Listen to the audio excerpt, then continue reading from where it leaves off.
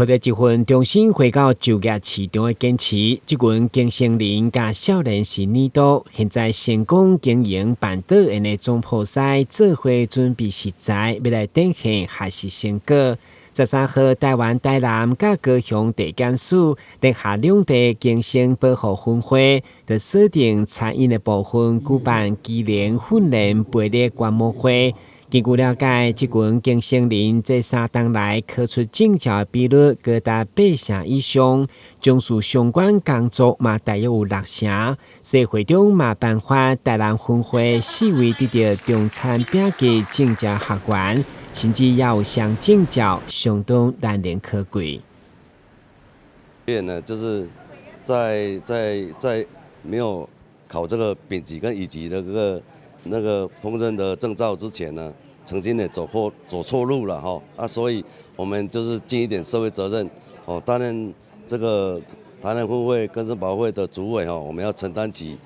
那个来协助他们的这个责任。那今天能够借这个场合，还有给他们成果发表的一个机会，能够带动我们全民能够关心他们、协助他们。鼓励他们，肯定他们。其中，台南地检署嘛以地主的身份，感谢各界支持，互经新人会当点燃自我的价值，因为稳定就业就是回归社会关键。从2年就开始去办理这样的一个技训班，让我们的庚孙人透过这样的一个技训让他们得到了证照，考到了证照那不管在就业市场上有更好。也可以得到更多的肯定，然后也拿到比较好的薪水，甚至还可以自己创业那我们庚保更提供了这个小额的这个创业的贷款，让我们的庚生人可以圆梦。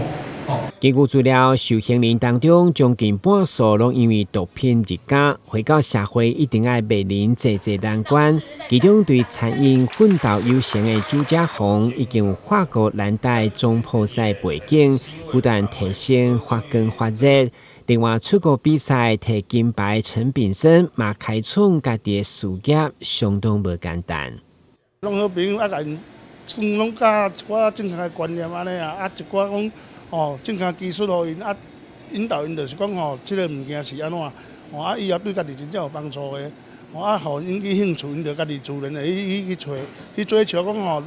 物件要做安怎就因的兴趣开始了，因就开始